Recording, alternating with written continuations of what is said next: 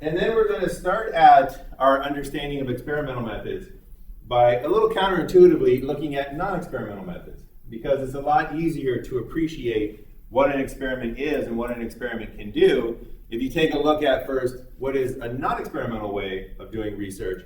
So non-experimental methods are known by various names.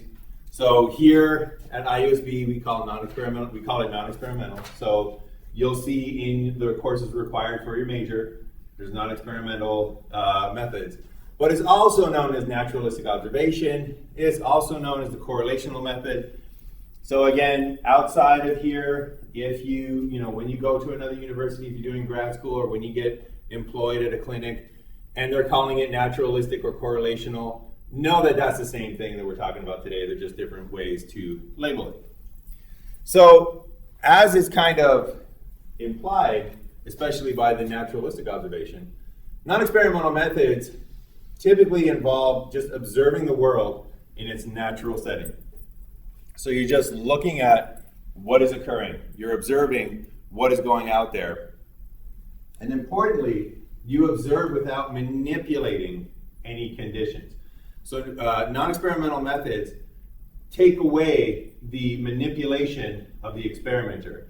Naturalistic observation looks at what is naturally occurring without you adding anything or changing anything. That's the essence of these non-experimental methods. You observe without manipulating any conditions.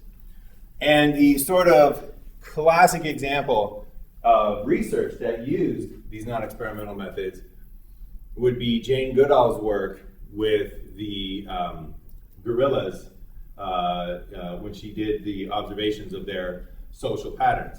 So when she, at the very least, began her research, she did nothing but just sit there and watch. She didn't try to change their environment.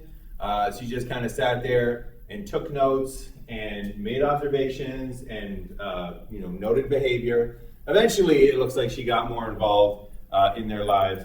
But at the beginning, especially, this was naturalistic, non-experimental methods.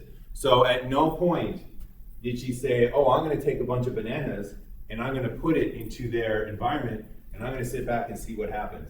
At no point did she say, I'm going to start growling like a tiger or a lion and see what changes in their behavior occur. No, she just said, I'm going to sit back, I'm going to watch, I'm going to observe, and that's the non-experimental method at its core.